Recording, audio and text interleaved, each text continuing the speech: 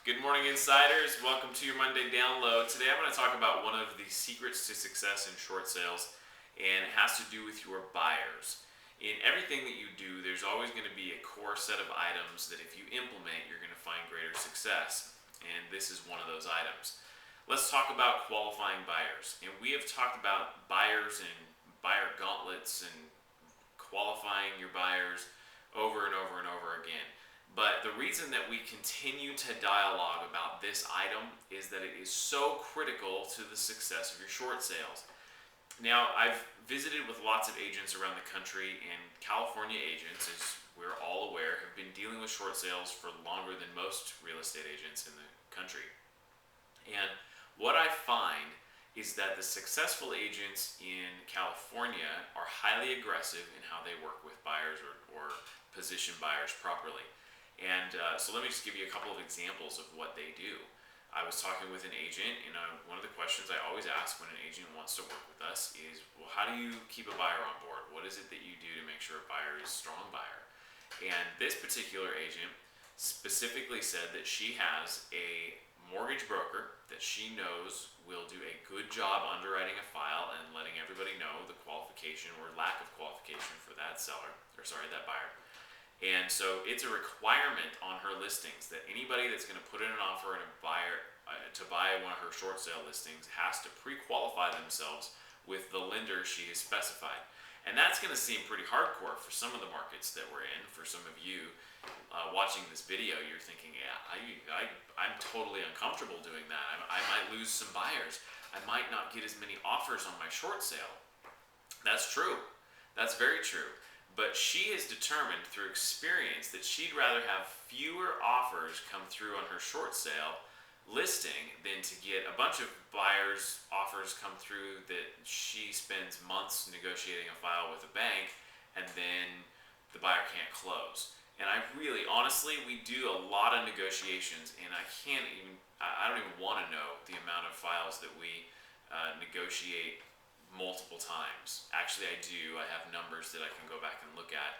But the point is that many times we're on the second, third, even to the point of sometimes the fifth and sixth approval or approved buyer on a short sale before somebody will actually even be able to close.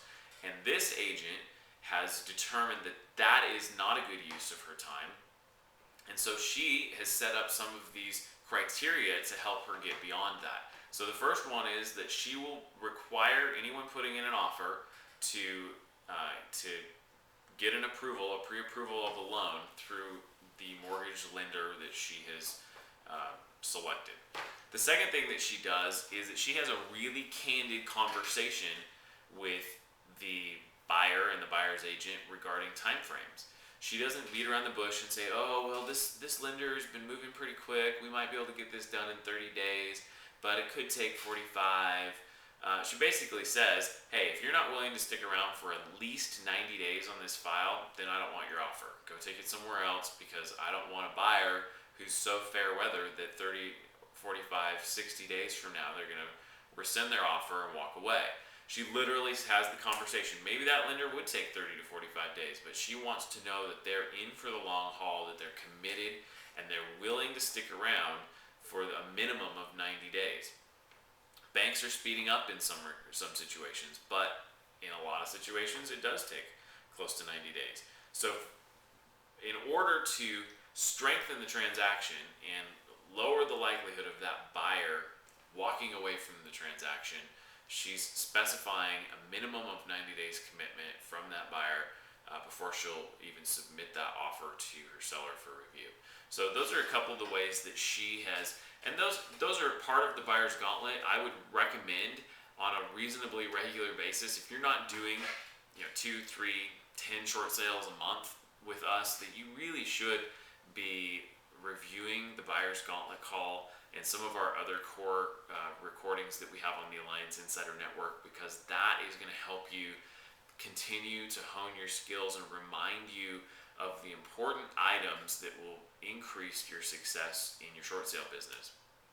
And the last thing I want to talk about is an article that came out on the 21st of July, so about a week and a half ago, and it was talking about the bailout bust. And we seems like eons ago that the $700 billion bailout was approved by our government for the TARP funds to assist banks in keep kind of propping them up, and a big chunk of that was set aside specifically to help homeowners avoid foreclosure. $50 billion worth was set aside.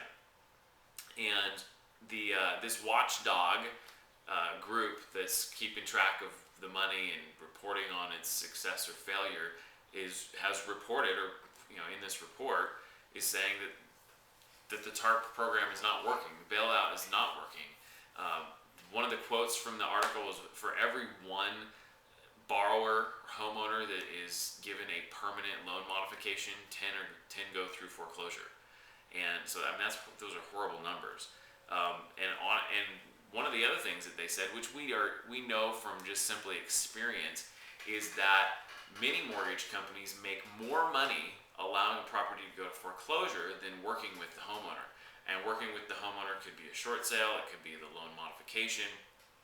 And they realize we're going to make more money if we just take this through foreclosure, take it back as an REO. And so it's not a surprise to us, and I know for many of you it's not a surprise when banks say, yeah, sorry, we have an offer and we just won't take it. Gosh, again, I've got more information coming from other agents that have got short sales going where Fannie Mae is not stopping the sale. And they're saying, you know what, we've got your approval, but you have to close in 3 days. Otherwise, we're going to just take it to auction. It's the same situation. We're going to make more money taking it to auction than working with the homeowner, and that's really unfortunate. Of that $50 billion, only only 250 million of it has even been used. So it's a broken system, and the point is that there is much opportunity to continue to help sellers that are in need, and get out there and be marketing to them, educate your community, because there is a lot of opportunity to do short sale transactions. And even though banks will in certain situations dig in their heels and not help us out with a short sale, the majority of the time, if we properly position everybody from the beginning, if we get strong buyers on a transaction, we will close on a short sale. We will get an approval and have a buyer that can close and help a homeowner avoid foreclosure and have a much shorter period of time to recoup their credit and be able to buy a house again in the near future. So be encouraged, even though there's a lot of crazy stuff going on out there, even though the bailout program didn't work, HAMP's not working the way it should, HOFA's not working the way it should. You could look at all that and see, oh my gosh, this is all negative. The real estate market is going to hell in the handbasket, and we'll just put our head in the sand and hope for the best. Or you can say, hey, you know what? There's still opportunity for me to turn this around for good, not just for myself and my business, but for sellers and homeowners that need my help. And so be encouraged, get out there, help homeowners while you grow your business, and continue doing short sales. So if you have questions for me, I know our last Wednesday conference call was just a Q&A time, but feel free. You don't have to wait until we have a conference call to ask questions. You can send an email or give me a phone call, and we can work together on strategizing around your transactions. So have a great week, and I will talk to you soon. Thanks so much for tuning in. Talk to you later. Bye.